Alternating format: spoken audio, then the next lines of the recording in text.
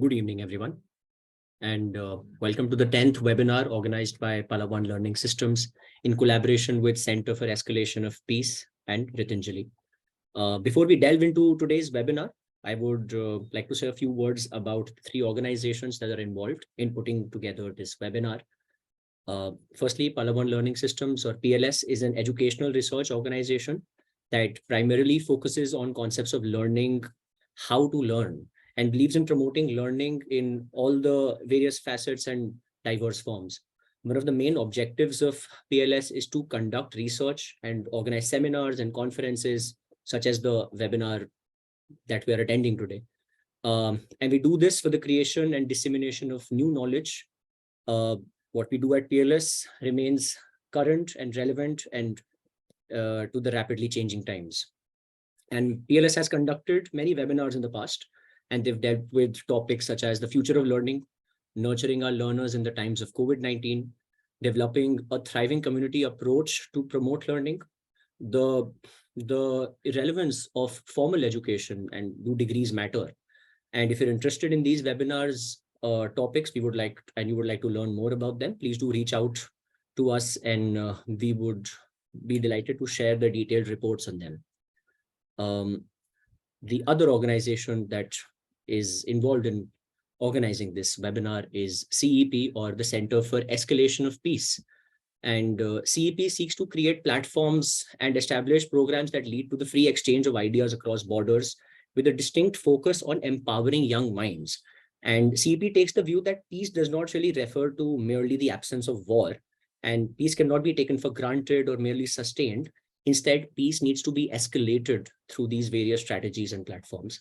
And CEP's dialogues and activities revolve around the three pillars of calmness, which are youth and education, trade and sustainable development, and society and culture. Ritinjali is an organization founded on the basis of respect for life, work, and dignity, empowerment through holistic education and skilling, and building community capacity and collective processes towards inclusive society. Since 1995, Ritinjali has worked with marginalized groups such as slum dwellers, jail inmates, poverty-stricken individuals, victims of war and natural disasters, and through education and development-related endeavors is how the work goes forward. Today's webinar, as we can see, and we've been looking at the poster that we had shared, is a webinar is a part of a series of webinars which have been on a quest to learn, and it's a series on evolving nature of one's learning journey. And the theme of this webinar is the unseen revolution, technology, education, and life. And as you can see from the topic of the webinar itself, it is quite broad. It's technology, education, and life seems to cover a lot of different facets and seems to have a very large umbrella. And to engulf that, we have panelists and moderators that go into various areas of life. I'm pleased to introduce the moderators and the panelists and myself. Starting with myself, I am Poojan Sahil, and I'm an educator who specializes in mathematics, and I'm also a musician. And I often integrate technology in both my personal and professional pursuits. Furthermore, I've written articles which have been published in various newspaper dailies and online platforms, and the articles have been on education, art, and technology. And I'm glad to be a part of this panel. The moderator for this webinar will be Arman Mathur. Arman is currently pursuing his political science honors from Kirorimal College in the Delhi University. He is an avid reader and he writes since his school years. He also started the student edition of Hindustan Times, and he's been writing on diverse topics like India's domestic politics, constitutional law, world politics and culture, and they've been published all across places like the Print, India Forum, Freedom Gazette, and etc. Arman's passions lie in the field of history, political science, education, technology, and international relations. Thank you so much, Arman, for being here. The panelist for today is also Dr. Annie Koshi. Dr. Annie Koshi is the principal of St. Mary's School, and she has done her graduation and post-graduation in English honors from LSR Delhi. Dr. Annie Koshi has also done her MA in Education Management from Oxford, UK. Koshi ma'am received her PhD, um, and she did her PhD from IIT Delhi, and it was focused on the topic of discourse of education, which is re-examining the concept of inclusion via a study of narratives of school children and the Indian state. Thank you so much, Koshi ma'am, for being here. Another panelist that we have with us is Dr. Kavi Arya. Dr. Arya is a professor of computer science and engineering at the Indian Institute of Technology, IIT Bombay. He holds a BSc honors in computer science from the Imperial College of Technology in the UK, and an MSc honors and PhD in computation from the University of Oxford. Dr. Arya has been a part of various esteemed panels. He's been in the animation workstations group at the IBM's TJ Watson's Research Labs in New York, USA. And prior to joining IIT Bombay, he held various positions in this industry. Dr. Arya is a member of high-level government committees on IT advisory boards in industry and serves on the government or the governing counseling and academic councils of several universities. Thank you so much, Dr. Arya, to be a part of the panel. And before I hand over the floor to Arman and to start off the webinar and moderate it, if you have any questions for the panel, please share them in the chat box feature of Zoom. And we will also try to get them answered during the Q&A session that we have by the end of the webinar. And general comments and observations are also welcome. I invite Arman Mathur to start the discussion on the topic and delve right into it, the important theme of the unseen revolution, technology, education, and life. Arman, over to you.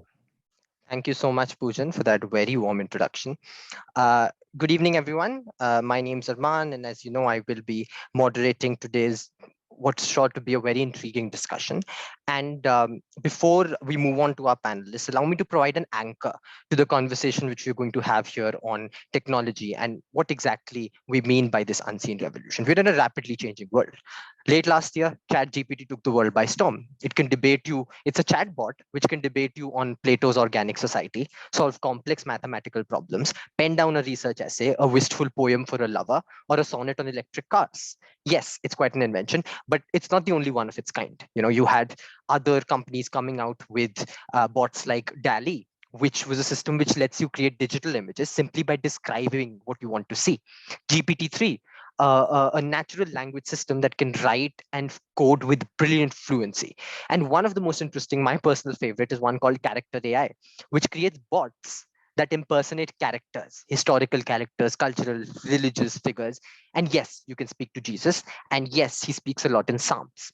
So this is an inflection point, right? This is what the unseen revolution is. I see it personally as a modern Pandora's box. They say Pandora got too curious and opened misery upon the world. Had she waited, she might have opened blessings and happiness. So our premise here today is precisely this. Have we too opened a Pandora's box? Have we given our learners access to a modicum of technology without giving them the right incentives to learn how to use it the right way? And how do we look at the learning environment at schools and colleges, and consequently at learners and teachers who have now become consumers of this technology today? So the point is not only what's done inside institutions, but also what's done outside institutions, how this drastic, exciting, and scary change is going to shape learners beyond institutions. That's the premise which I want to put to our panelists here today. So let me begin with Professor Kavi. Professor Kavi, you're an IIT professor. Of course, you have a background in science and technology. What is your understanding of this unseen revolution? How is it changing learning according to you? And how has it shaped your learners? Over to you. The unseen revolution, I see it as just a continuum. There's been a revolution since the Industrial Revolution and before also. This is just a continuing revolution. Like, for instance, we allowed computers to enter schools a decade ago or more, or whatever it is. People began to get empowered. The individual began to get more empowered with the technology, and as soon as the World Wide Web came, internet, they got even more empowered in the sense that they got access to information that they didn't have before. They could be far more creative in their engagement with education. Now what seems to be happening is that this is part of the same trend of your technology becoming more like a sahayak, in the sense that it's become an intellectual aid of a kind that is more, quote, intelligent, unquote, than your previous tools. Now, like most technology, it's like a sharp knife in your hands, right? You can cut vegetables with it, or you can kill people with it. And you can do good with it, you can do bad with it. So it's not the tool which is which creates issues. It's the power of technology to more revolutionarily change the world in a way that we've never seen before. A simple thing, like for instance, okay, I've been saying for the last decade or so that, AI and machine learning means that jobs are going to disappear. All the low-end jobs are going to disappear and things like that. But I didn't anticipate how fast that would happen. I mean, what's happened over the past year, a lot of companies are laying off people in droves, right? Technology companies, software companies, you name it. So this is a trend which is going to happen. And it's something that we have to live with. We need not get too alarmed by it, because it's possible for people to give doomsday kind of scenarios and all that. But we still have to discover how to live with it. That's not very clear at the moment, because it's going to sort of upset a lot of apple carts. It's going to change a lot of scenarios. Like, for instance, simple thing like exams. Chat GPT-3, for instance, right? It could pass the bar exam, but it would do as well as the bottom 10%. And this was last November. Bottom 10% of the people who are taking the bar exam, it would do as well as that. Chat GPT-4, which has come out, does as well, that's in 6 months' time, as the top 10% of the bar exam. It cracks the JRE. It does AP chemistry, AP history, AP whatever you like, right? Quite excellently. So a colleague of mine who's a database expert at IIT Bombay put his class assignment into ChatGPT-3, and he says that it gave a response better than what many of my students would give. So how do we live with this? Do we go back to pencil and paper exams? We take the computers out of the class? This is something that we'll have to kind of think about. And I'm hoping that discussions like this will help us do so. But I tend to take the optimistic view on these things. And as our discussions go on, right, I hope that is what might emerge, right? So I'd like to hand the floor back to you. Right. So we can continue the discussion. Thank you so much for bringing this very interesting idea of technology as a sahayak into this conversation, because I think a major question which we need to address now that we are seeing AI and technology evolve so rapidly is how exactly can technology be used as an instrument to create a synergy with learners rather than a dependence, right? So you spoke of how this is the, layoffs are happening, and you personally prefer not to believe in the doomsday predictions, and you want to talk about how we want to live with it. So that's precisely what I want to talk about. And I want to move on to Koshi ma'am here. Ma'am, you are a principal of a very well-known school, and of course you have in your day-to-day engagements engaged with learners and also with their experiences of how they are choosing to engage with technology. So talk to us a bit about how exactly you feel that sort of a synergy can be created between learners, their environment, their teachers, and of course, between the engagement which they have with technology at their disposal. What's your experience and what's your take? Thank you so much. I just want to know, will ChatGPT be able to give us a solution on how to deal with manual scavenging? I mean, the fact that manual scavengers are down the drain and have to get it cleaned, or should we just talk about, how ChatGPT is getting the examinations at the IIT level all solved? Could we just answer that question? Does it have an answer to that? And can we implement that on a large scale so that we don't have any deaths due to manual scavenging? And I think that question, if answered, would sort of tell you exactly what I'm thinking. because this whole kind of scenario is based on, Kavi has just said that, it's been a trajectory. We are into technology. What trajectory are we talking about? Where is this trajectory? I mean, as far as I'm concerned, the roads are as dirty as ever. People are as mean as ever to each other. And schools are trying to address this issue. Am I bothered about the examinations? No, I'm not, because my children are not wanting to, I'm not interested in them answering the questions. In case you do not know, Delhi has just put out a huge circular about the number of examinations that schools have to have. Class 5 and class 8 have to do a midterm exam and a final examination. Oh, and in case you forgot, there is 4 and 6 and 7. They too will have a midterm and a final. And then if you felt that was not good enough, please put in some unit tests so that altogether children will be sitting down to time written 5 examinations in a year. Sure, let's give it to ChatGPT to solve. And we will have achieved an education that we set out for. Who is the God that we worship? Is it the God of consumerism? Is it the God of technology?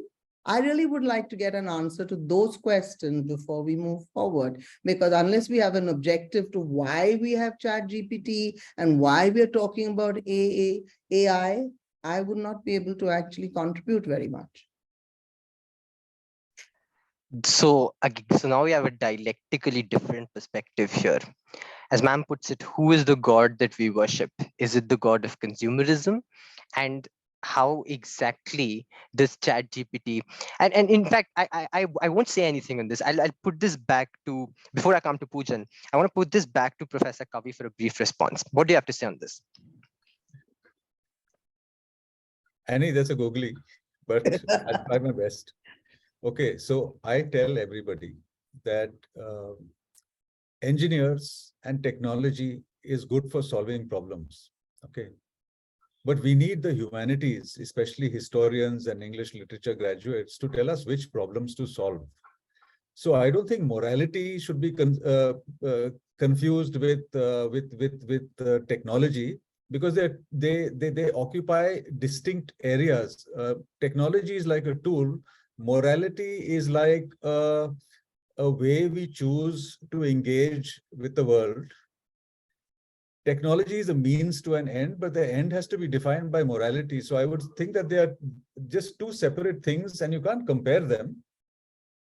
Having said that, I've got thoughts on this thing, but what is happening in the world much of the time is basically something which has been happening since the beginning of time, which is a struggle for power. And the people with power, they tend to subjugate the people who are less powerful, number one. That seems to be the way the world works. And we are faced with this issue that you have all this technology around you. You can either master it and make sense of it, or you can try and shun it and be like a kind of Luddite and say that, look, I've got other things to do with my life than learn this technology. So I'd like to pass it back to you, Annie, in the sense that I feel that they're two different issues. And let's not mix the two. And the fact is that GPT and technology is here to stay. It's not going to answer the question of how will we remove manual scavenging and so on. But there's a good chance that if you put it a question, it will give you about 5 different ways to do it. And then we have to decide which is the right way for us. That it won't do that. ChatGPT is not moral. All it does is that it's absorbed a large corpus of stuff, right? And then it'll tell you, it'll give you a response based on historically what is the way that manual scavenging has been solved. But then we have to figure out how to actually make it happen, right? And for that, I've been shouting out on public fora that we need. This is a lacuna which we have in our education system. We need to inculcate much more things like give the value of passion. A person should discover their passion in their school or college days. The other thing is compassion. We need to develop more compassion in human beings. That's where ChatGPT can't help. And that's where Annie Koshi, the principal of a school and fairly influential with her brood at least, can inculcate those kind of things so they can go out in the world and do great things with ChatGPT and technology. Right? The world will not teach them how to do that. That is our job as educators. So that's very well put. And what I want to pluck out from that is the idea of technology as a means and morality is the instrument which decides the end. And now that's where I want to bring in Poojan, right? So Poojan, Professor Arya said something I think which is very important in this discussion, which is that we do still need the writers and the literature experts and the historians of the world to decide which questions need to be addressed, right? And that's where I want to bring in the idea of how technology is changing how we engage with the very notion of creativity, right? So AI has brought in actual machine learning. You had I gave the example of DALI and ChatGPT.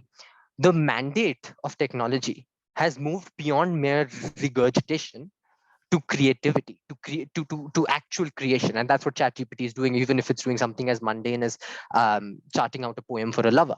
So I want your understanding of this change in how we engage with AI.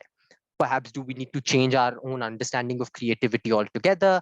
Perhaps you can talk to us a bit about generative AI and how you use it in your music, and this untapped power of creation and how our changing conception of technology and our changing engagement with technology is shaping that understanding. Over to you, Pooja. Thanks, Arman. Yeah, this is something that, first of all, I'm so glad that this is how the panel has been designed, and the range of ideas that we can get from here. And that's a very interesting thing that Dr. Arya and even Koshi ma'am had put about how what are the questions that you ask. And while we were having the discussion about can ChatGPT give me the solution to manual scavenging, I did just go to a new window, ask ChatGPT, can you give me a solution to manual scavenging in India? And obviously, like Dr. Arya said, it gives us a few startups that have been trying some technological maneuvers to go about it. Some laws that have been put up lately which prohibit manual scavenging, but still, as we know, like it keeps happening. The idea is that we still have it's very important for us, even as people in education, us are some stakeholder in education, to have the steering in our hands. And that's something that we have to really look at. As an educator, I do have at times students coming up to me in confidence and saying that, okay, I had a project that I had to turn up after 2 days. And all that I had to do is that I had to type in the topic of the project. And it gave me a 2,000-word project that had to be turned up on a specific topic. But the decision of what that topic is, the decision of what kind of project I want the student to research on and learn about is still in our hands. And that idea of the information is readily available. And I mean, I don't, there is a very clear connection here. Koshi ma'am used to be my principal when I was in school.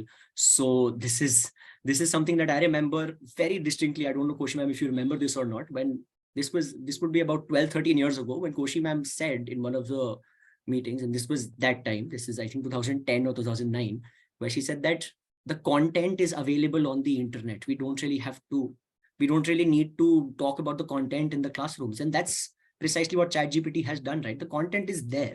ChatGPT is just a snapshot of the internet taken at the time of 2021. And that snapshot is something that we're getting access to, and it's giving us easy access to that snapshot. And that's all that it is. We've been over romanticizing ChatGPT for maybe, can it turn against us? Can it be the destruction of humankind? Can it turn into one of those Isaac Asimov stories? And is that going to be the next thing? It's not. If we're giving it too much credit there. It's a snapshot of the internet. We can use it as a snapshot of the internet.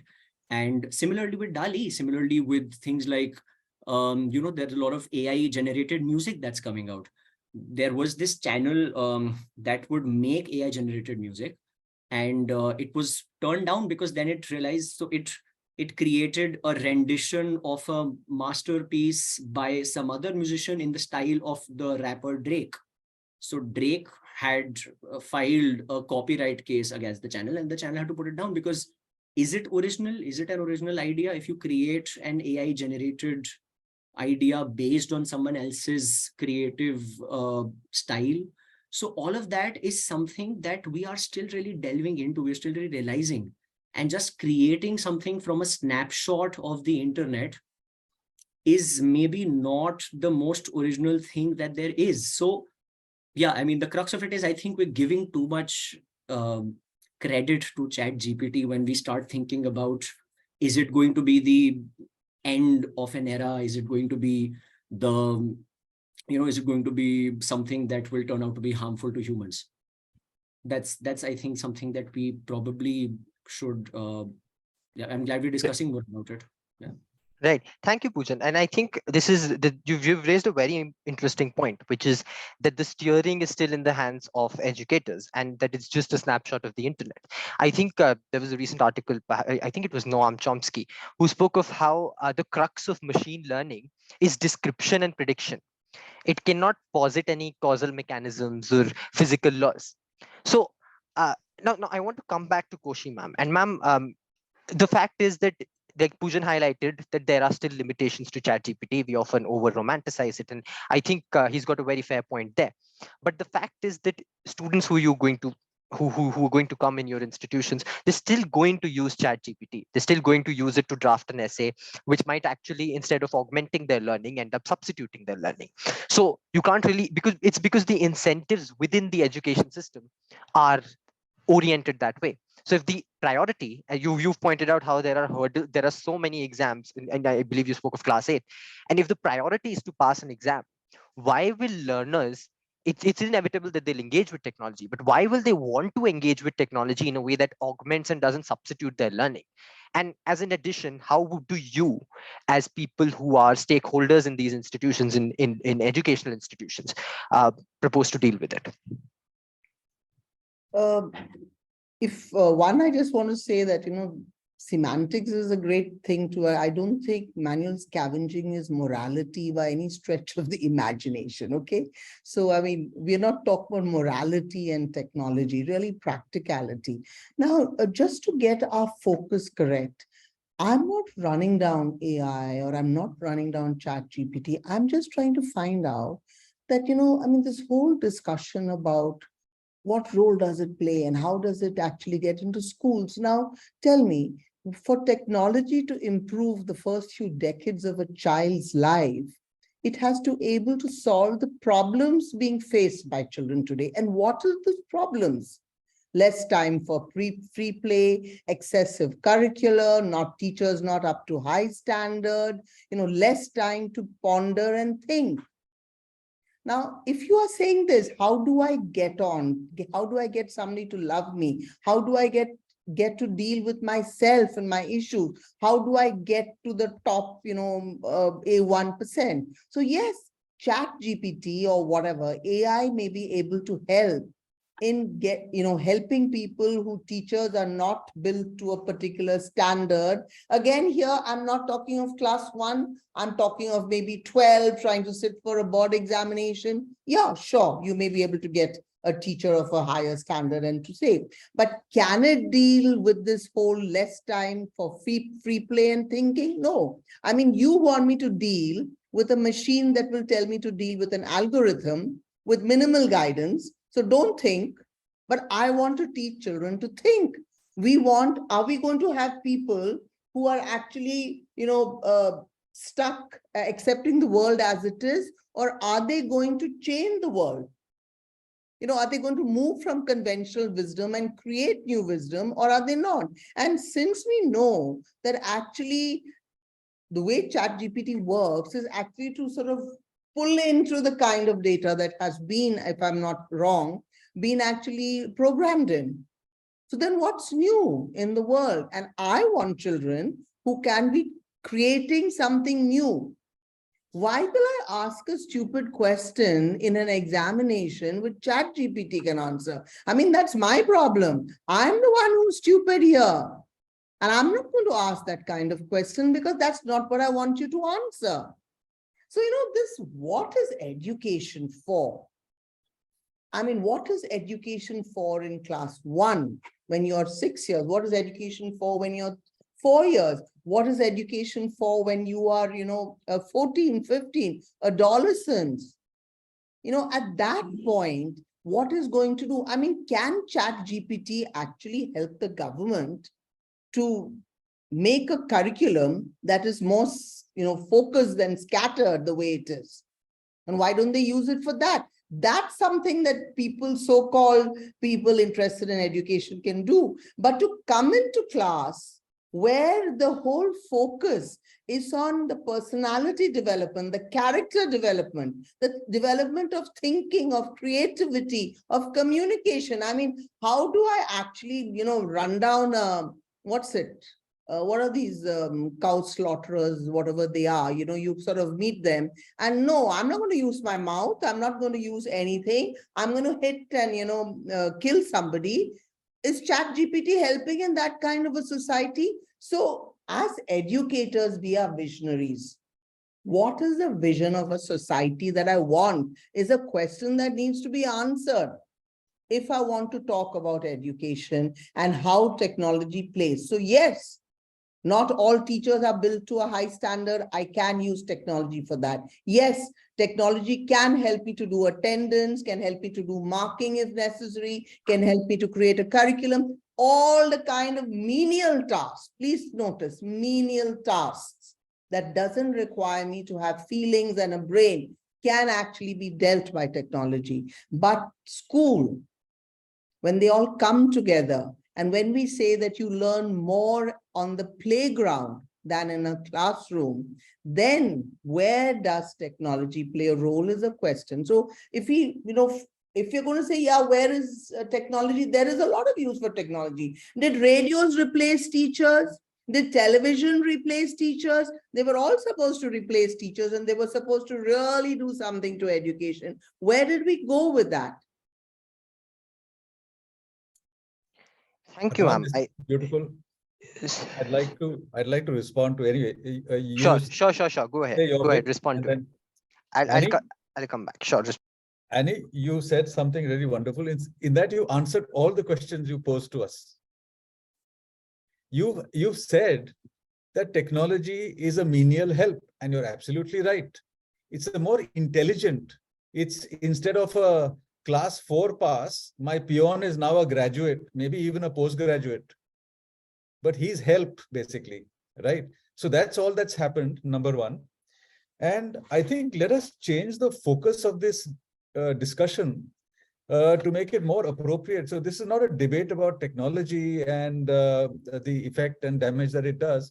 I think a nice way to spin this discussion could be that I want to create these qualities in my young people. I want them, as you said, to have character, to have personality, to have team working skills, right? I want them to have empathy and compassion. I want them to be more aware of the world around them. Okay, let's say that those are the qualities that we want to inculcate in kids. And let's see how technology can help that. So perhaps I can give a couple of examples of my own experience.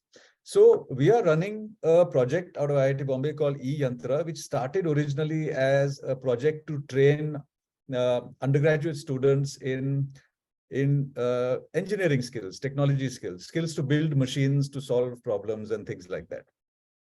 What started as an exercise in training them in skills soon became much more than that. We realized that what we want to create is we want to create individuals in society who can use these skills to solve societal problems, right? So that's what we want. And to solve societal problems, you need to have a heart, you need to have compassion, you need to take responsibility for the world, and you need to sort of engage with society to solve problems which exist. So we've been running this project and we've been training students through competitions which last 6 months long. We train them in these skills, and then we have another competition where we help them articulate interesting problems to solve in society, and then we help them engineer a solution to it.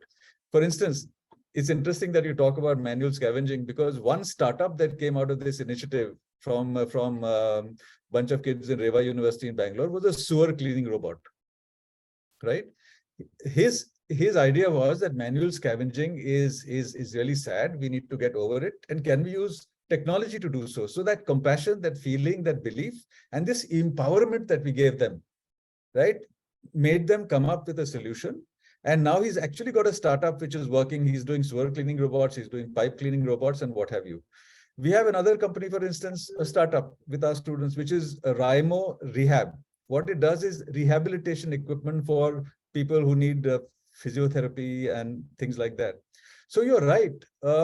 What we need to do is we need to create these individuals who are empowered to solve problems in society. Now, we've tried doing this with school children, and we've had amazing results in the sense that the same way we train undergraduate students in robotics, we tried it with some schools, 7th, 8th, 9th, 10th standard kids, because that's when they have a little bit more time than earlier or later. And first, we ran a robotics competition in a simulator. They did beautifully, and they called it a COVID stress buster.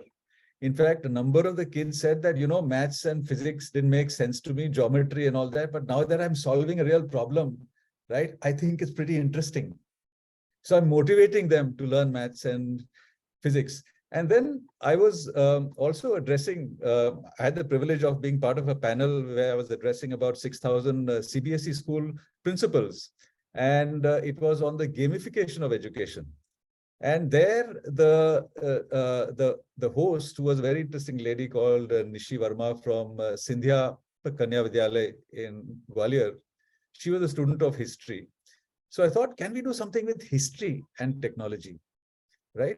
And in Olin College, incidentally, which is an engineering college in the US, all the engineering subjects are optional. Only 2 subjects are compulsory. One of them is history, and the other is English literature.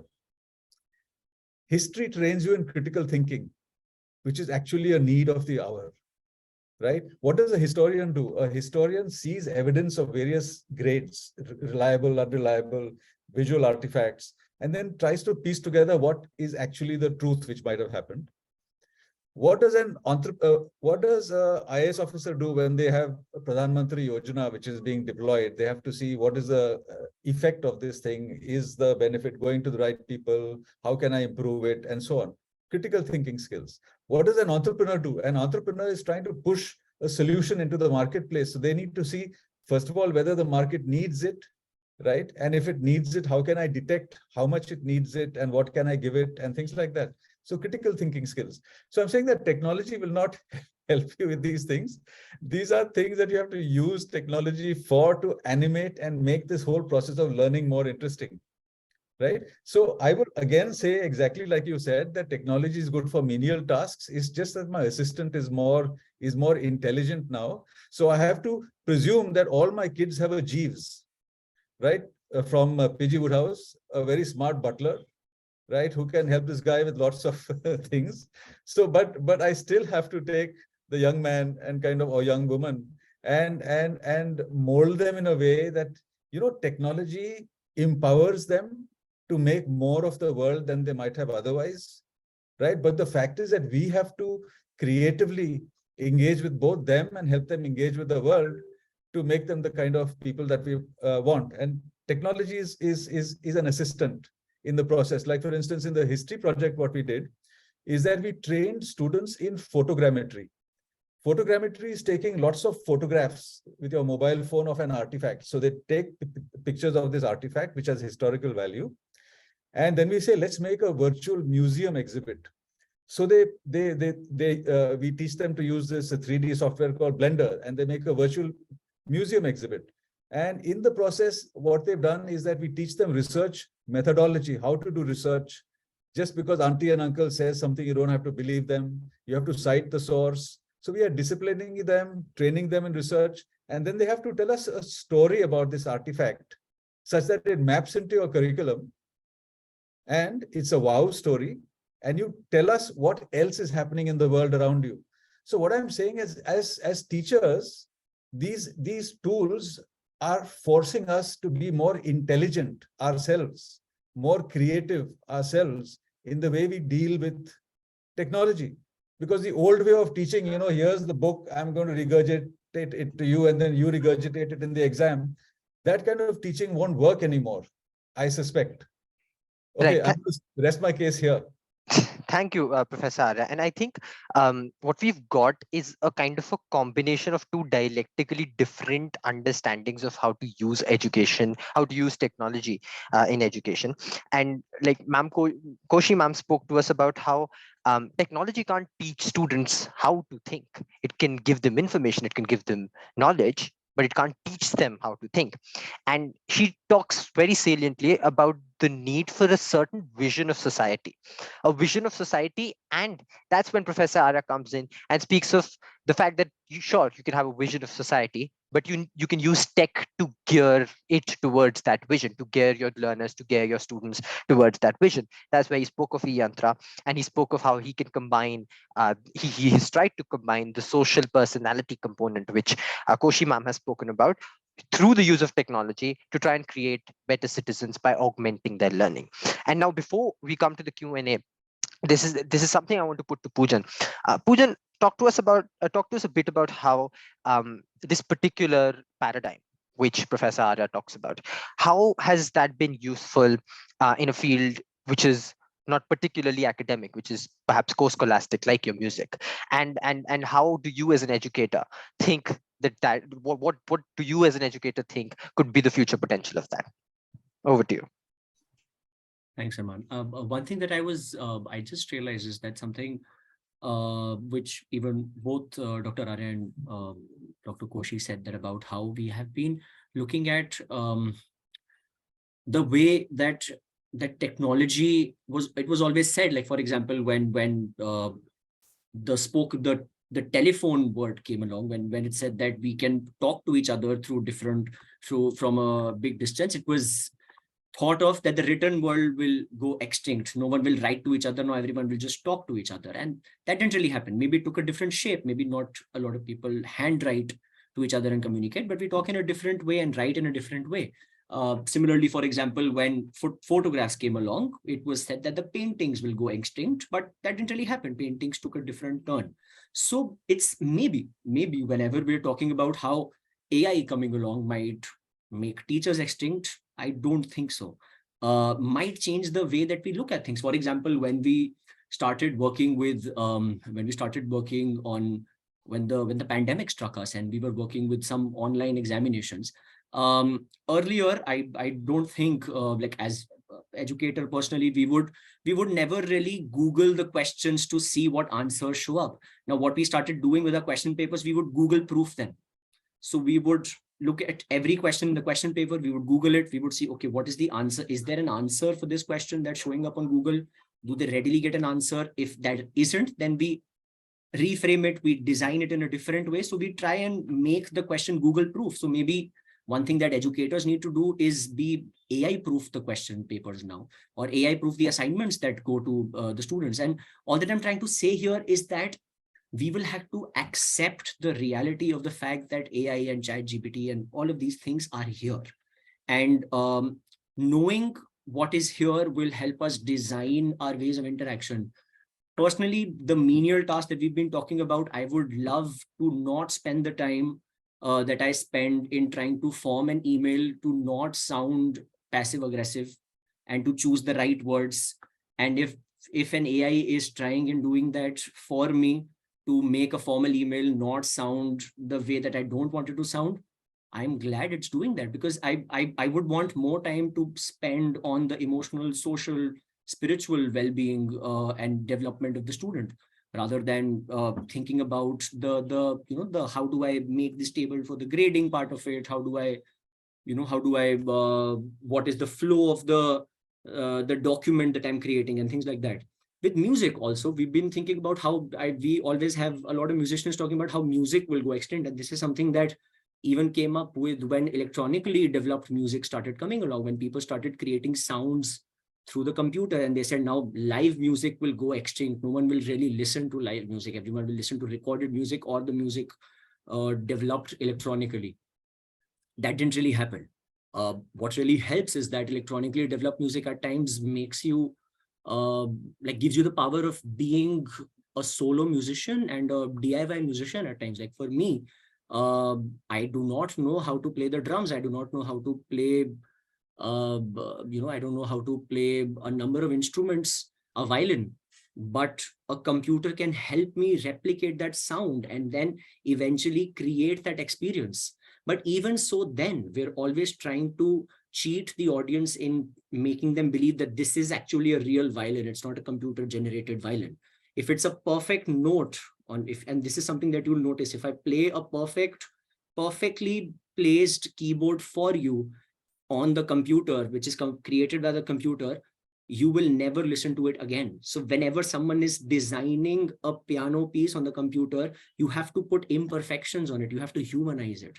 And that's something that we cannot deny, that we as humans, when we're looking at an art, a transcendental experience, we are looking at it being more human. If it's too computerized, I know a lot of us who are in this webinar or part of the audience on the panel, you get really irritated when you can realize that this sound is really auto-tuned.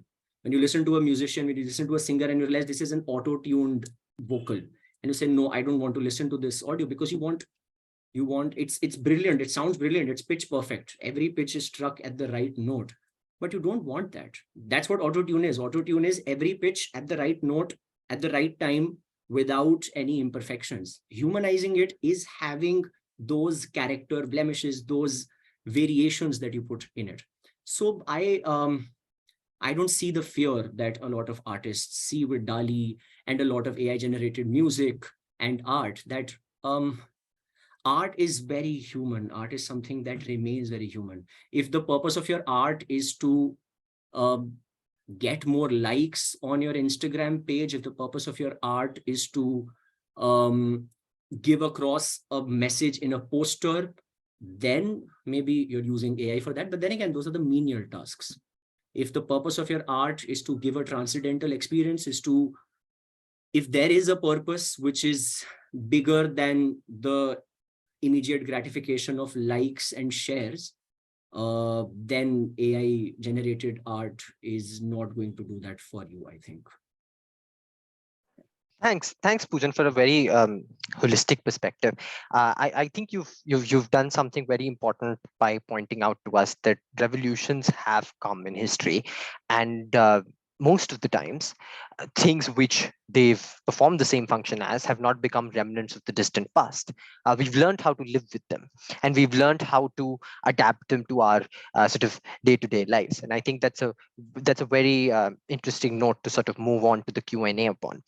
And so we do have some questions which have come in from the chat. And the first question is one which I'd want to put to Koshi ma'am, because I do know that something which she knows a lot about is this idea of the digital divide and how we can strive towards making access to technology much more inclusive. So this question is, how do you see the role of education in helping young adults grow into citizens who bring the coherence between morality and ethics and technology? And to this, of course, I want you to answer this within the broad framework of this deficiency, which we call the digital divide. I think that would be particularly enlightening for the audience to know. Over to you, ma'am.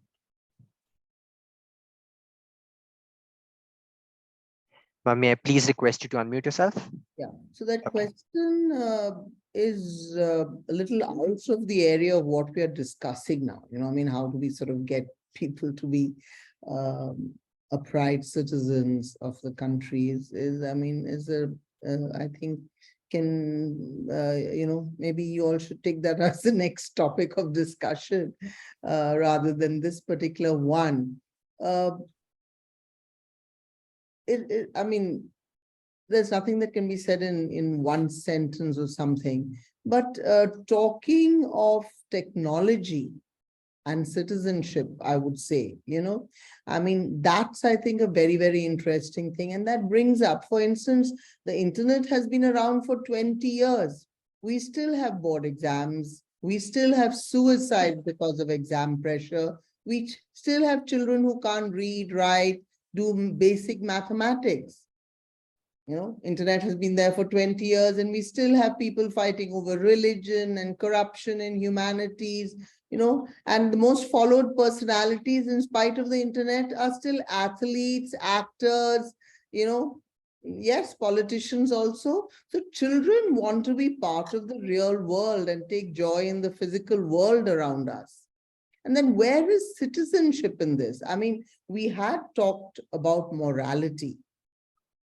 And so obviously, unless you say, you know, which is the moral, I don't know, it'd be very interesting to see if you ask ChatGPT, what is the moral thing to do in such a situation? What would the answer be in such a situation? Would it have an answer to that? You know, is evil black and goodness white? You know, can you give me a perspective on that kind of thing? Maybe we'll get.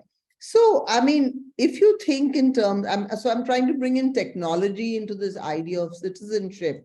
I mean, if cybersecurity in an increasingly digitized age makes children easy prey for all kinds of criminals and provides them an environment which is more criminalized than, you know, giving them, because it takes a village to bring up a child.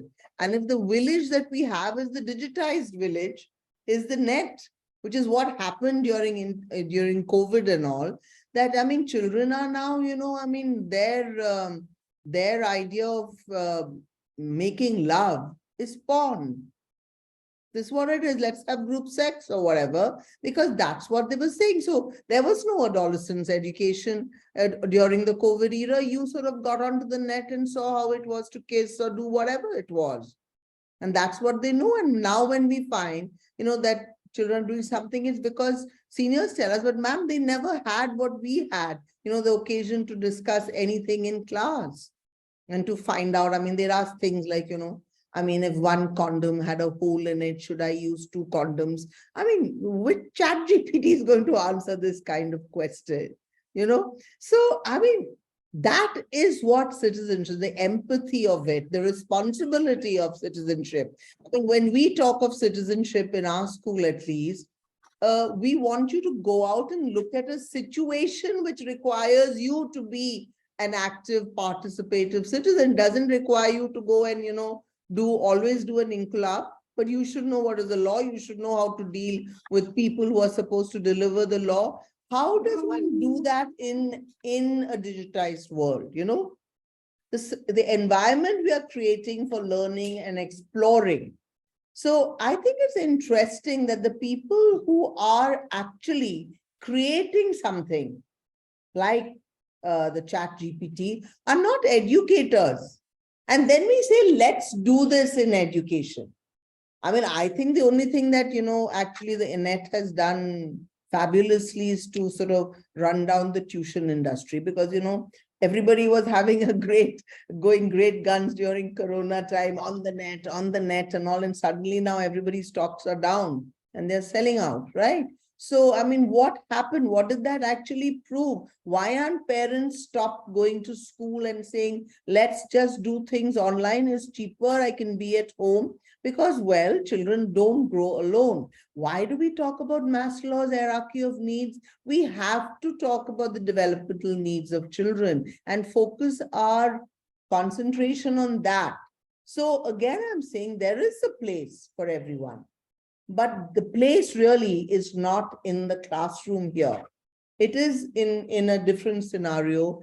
And I mean, I don't think the discussion really is on, you know, whether technology can replace education.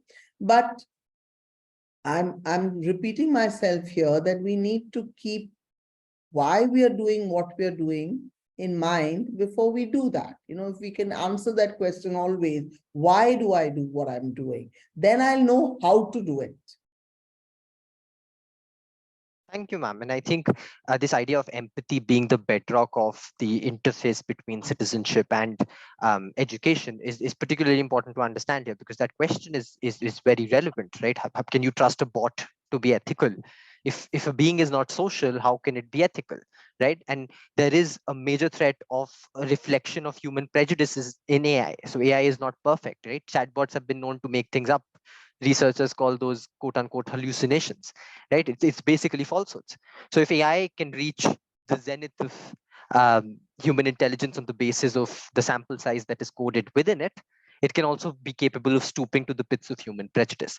So I think that interface of citizenship and education, the old-fashioned way as we know it, is particularly important for our audience to understand. So I want to move on to the next question here, and I want to put this question to Professor Arya, because I think we've had Annie ma'am's take on this or something related to this during the discussion. But I want your view on this, Professor Arya, because you too are part of academia. Now, this question goes as follows: we want our teachers to create questions whose answers do not come from ChatGPT, but our success as schools or teachers or colleges and professors is defined by how well students are able to regurgitate content in examinations. Are we willing to change the parameters that define the success of institutions? And if I may add a slight corollary to that, how exactly can that framework be created? Over to you, sir. Okay. So I take it you're asking me as to how can we change the way we look at education, and how can we define what the outcome of education should be and let that guide everything. Is that correct?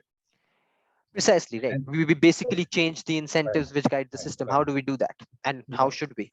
So basically, I can have in my mind a model that every child comes with a little butler who's very intelligent and can go away and do all the Godagiri stuff and finding out information and all that kind of stuff and give it to them in the hand to give to the teacher. Now, I need to now be different in the way I engage with my kids. I need to pose them stuff and questions that cannot be answered on Google, as Poojan said. And I find that we've been intuitively doing this in the competitions that we run. Like we take problems from society and we model it as a game with a very objective scoring criteria. And students have to go and solve that problem. And we leave enough scope in the way we define the problem for there to be many different solutions, right? So it means that we have to be more intelligent in the kind of questions we ask the kids and the kind of problems we pose them. They have to be slightly more open-ended, where then you can explore and let the creativity of the students come out in the way they address these issues, where just ChatGPT or a Google help or something is not going to help you. Okay. So we have to pose a question, and as Poojan said, you have to Google proof the question. Now it means we've got to change our mindset. That means the big burden is there on the teachers. They cannot ask students what is there in the textbook, which is what we do, which, as you realized, is a very failed way of educating people, right? Because we are trying to get them to do what computers ought to be doing. We need to engage kids in discourse. We need to encourage a curiosity. We need to encourage a self-learning ability. We need to encourage them to ask questions. And we should not say, shut up, you shouldn't answer. I'm the teacher, I'm telling you, and this is right. So we need to, our teachers need to engage with kids differently and train them how to ask questions, which is not what as much, I believe, what our education system is doing at the moment, graduate or whatever it is. That's why when we take them into higher education like research and things like that, they don't do very well, because they've not been encouraged to ask questions. They've not been encouraged to question the status quo. And I will argue with you that in order for a person to be a good citizen, they have to know how to ask questions. They have to question whatever is happening around there. They need to critically think about all the rubbish which is being fed to them on the fake news and media and stuff like that, and question it and use websites to validate whether something is true or not. So this critical thinking, I think, is something that needs to be developed more. So I feel that the emphasis of our education needs to change. It cannot remain the way it is, passing exams based on whatever is there in the textbook. Now, our education system is not going to change overnight. So how do we deal with this? Okay. Your teachers are not going to change overnight. It's not a profession in which you pay them as much as they pay you in the software industry or the fintech industry, or whether you can sit at home and make lots of money through giving tuitions and stuff like that. So how do you get that kind of talent into the industry is the real question also. Finland, incidentally, the highest paid profession in Finland is teachers, right? In Bhutan, the highest paid profession is teachers. I think that's the kind of systemic change that we need in society, that we need to have really cool people there who can, set the example, teach by example, ask the right questions, encourage kids to ask questions, be courageous enough to say, I don't know, let's find out, those kind of things. And only then can we get a citizen, because as a citizen, I would like someone intelligent with scholarship who asks questions and doesn't accept a status quo until they're convinced that it's cool. So have I answered the question that you wanted? I think I don't really think there is a perfect answer to that question, but I think you've made a rather valiant attempt, because Google proofing a question and the importance of questioning the status quo, teaching kids, teaching students, teaching learners how to question is a particularly important characteristic, which in many ways is germane to the experience of education. I don't think anyone would really be educated. They can be literate, but they can really not be called educated unless they know how to question. And I think that's a very important point which we need to bring in here. And this next question is one I want to divert this to Poojan, because even as an educator, Poojan, you're relatively young. So I would presume, and perhaps this is a blanket presumption, but I would presume that you're closer to your students in terms of how they feel emotionally. They can perhaps connect to you more because you're closer to their sort of age group. And that's why I want to put this question to you. How and when do you think we should introduce technology to our students so that they develop comfortably and morally with this technology? Is it possible to use AI to actually teach compassion and empathy to children? And the example which the questioner has given is that there are now apps which help children identify their emotions. Could this be used in our classrooms to empower both children and educators? Over to you. Thanks, Arman. Firstly, I'm not that young. I just choose a lot of skincare products. So maybe that's what is well, then it's a compliment either way. Jokes apart, yeah, that's true. A lot of students end up communicating with a age group of teachers that are closer to their age, and the age gap doesn't really make them feel that there's a generation gap, and people like me who can make pop culture references to them when we're discussing concepts and various ideas. And the time when technology is then the student or the child is being exposed to technology, I think it's not in the hands of the school anymore. Like, I remember when I was in school, I was introduced to technology through the school. The computer lab would be the place where you sit down and there's the excitement of opening your first email ID, and that all of those things were the first thing that you get exposed to technology with. But students come well versed with technology as soon as you see a lot. If you see toddlers not eating food without a phone in their hand, ever since they learn the basic motor skills. So I think that scaffolding is something that has become very personal for caregivers as soon as they become caregivers, and that's something that is that is becoming a decision of the people who are the first caregivers for a child. In terms of school, even in education, again, the idea of providing access to technology, I think there is a deeper discussion on what technology do they get the access to. Does a grade 2 student get the access to a chat GPT? I am not so sure if they will be able to make the best use of it. But does a grade 2 student get the access of, let's say, a VR glasses, or a grade 3 student gets access to a virtual reality glass, and if they want to look at the solar system through it, which they cannot in literal life, and if it helps them to get spatial recognition of a 3-dimensional space, if they want to understand the cube and actually get into the cube and see how the diagonal is formed, things like that, yes, maybe that is one space. So access to the whole arsenal of technology, maybe that, like Koshi ma'am said, maybe for a grade 11, 12, when we're sitting down, we're giving them, this is the whole access. You want any content, any concept that you want to study, you have the whole access, you study from it.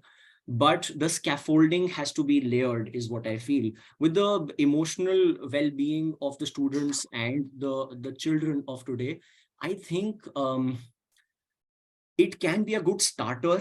They're like, I mean, we've all gone through those disasters where we're feeling some symptom of any kind of not of any kind of illness, and we search the internet, and the internet has the most disastrous results for us, that any headache can turn out to be the most serious illness that you have. So searching for symptoms and asking the internet and asking it for the symptoms might not be the best way for us to tackle well-being of any kind. But yes, it's probably a very nice starter. It's a very nice way of initially realizing at what level do I want the human intervention. There are a lot of people who work in the sector of well-being and therapy and psychotherapy, who the initial mundane part of it, where they have to do the data collection, where they have to understand the nitty-gritties of the basic structure of what is needed and what kind of intervention is required, can be a good place for AI and technology to be in.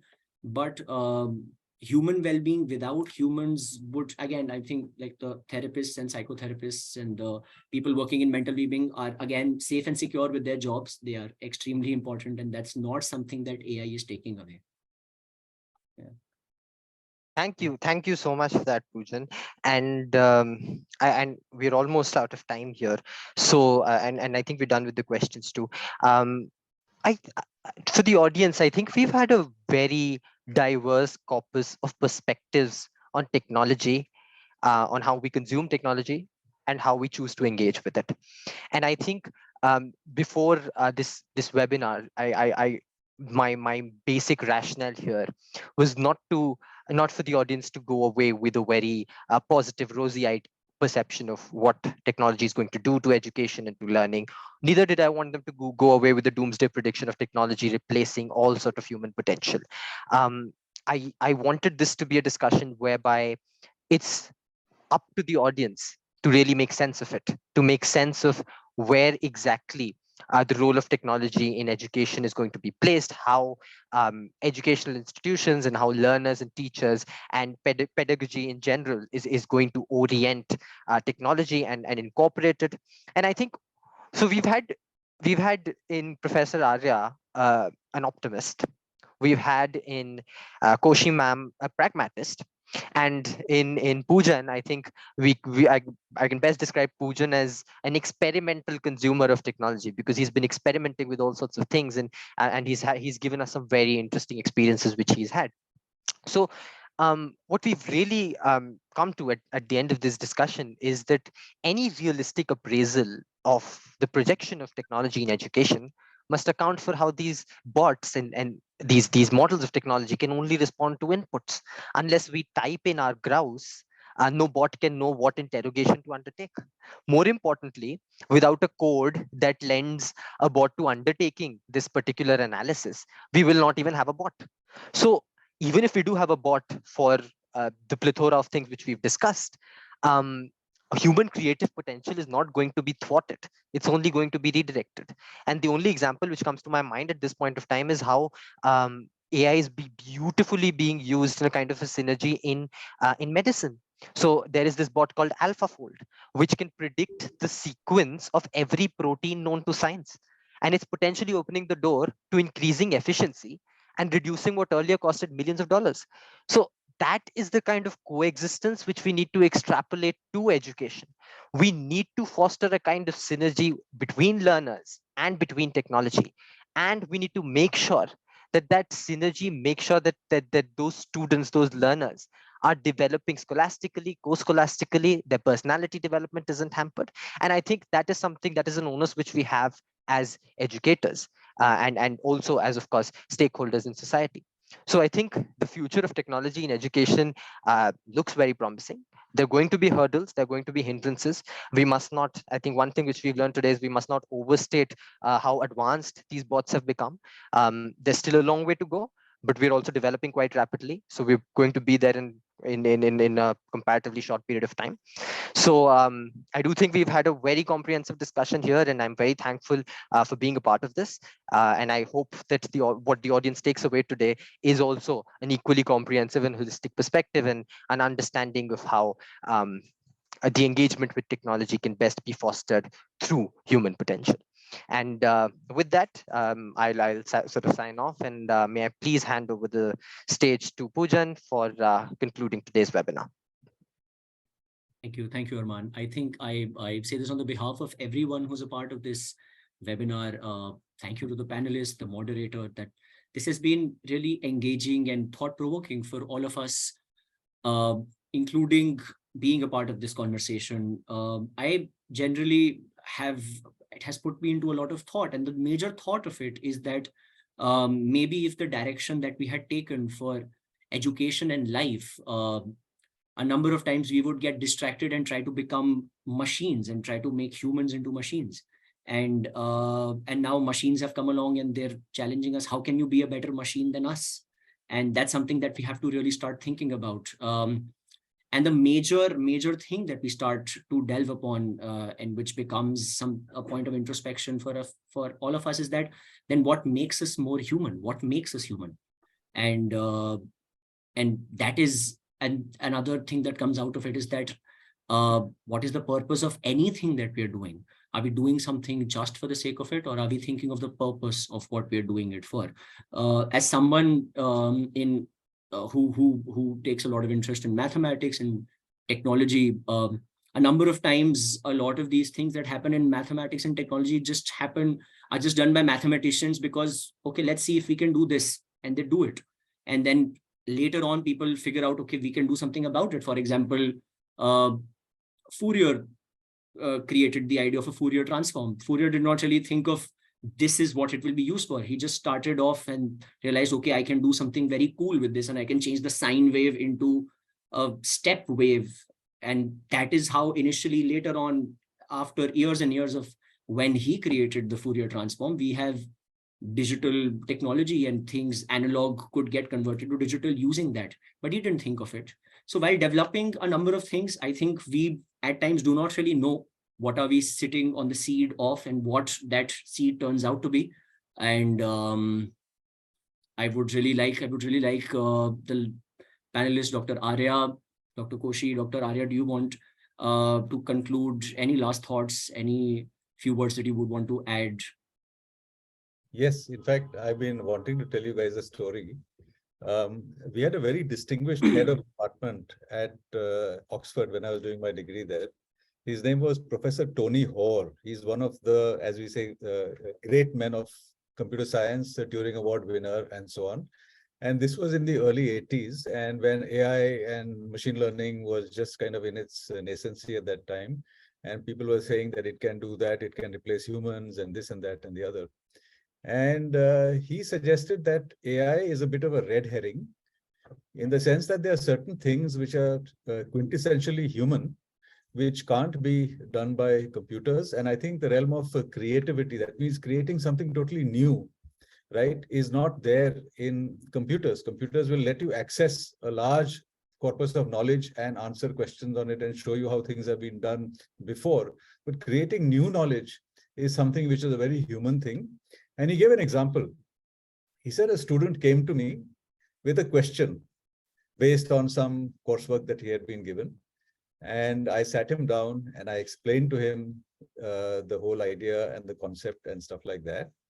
And I asked him whether he understood. And he said, yes, sir, I did. And then he walked out of my room.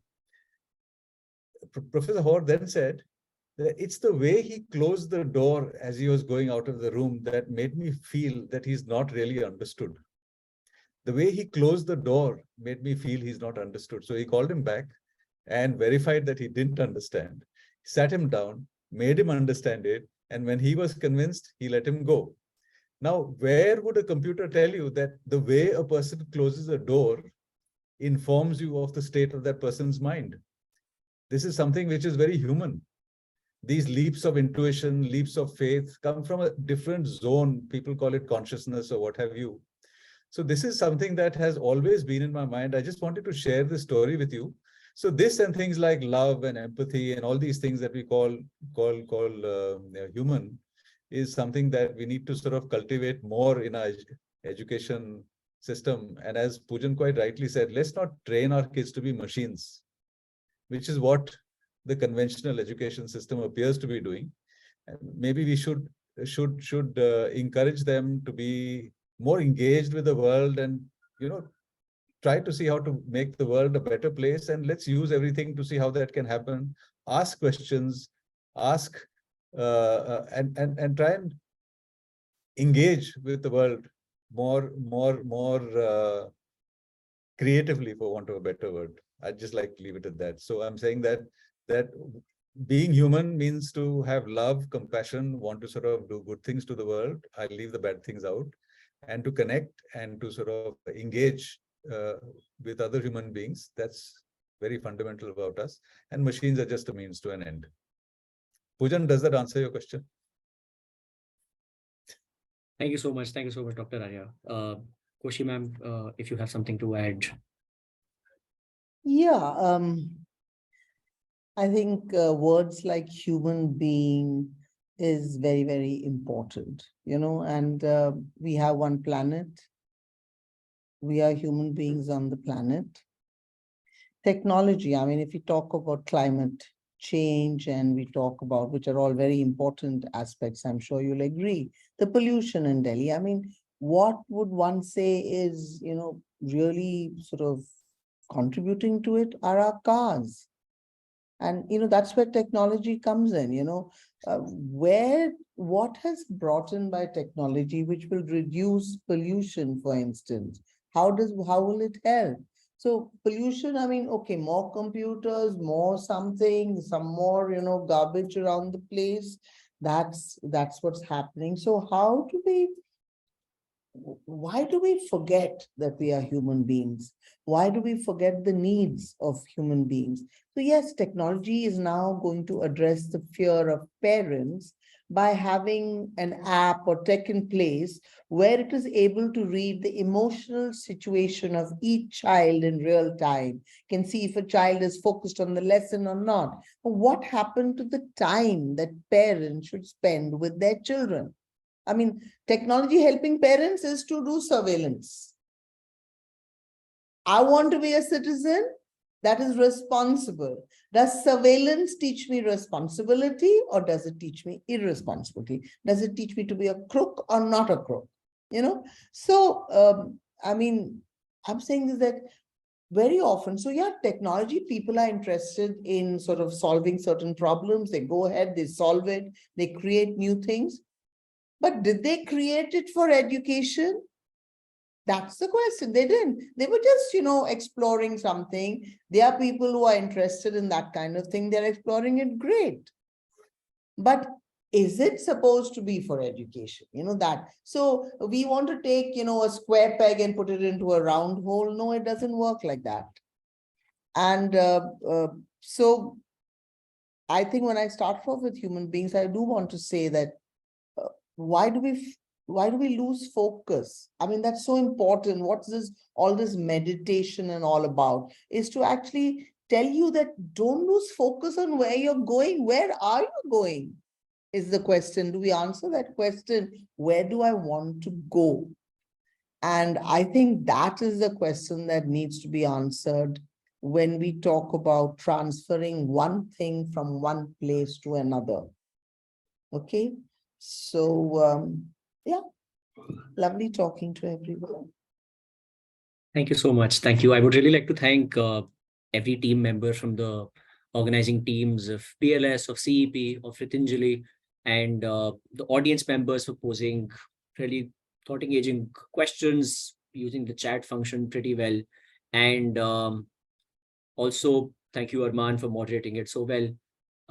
Dr. Arya, Dr. Koshi, Arman, It's been an honor and it's been a pleasure to be a part of this conversation.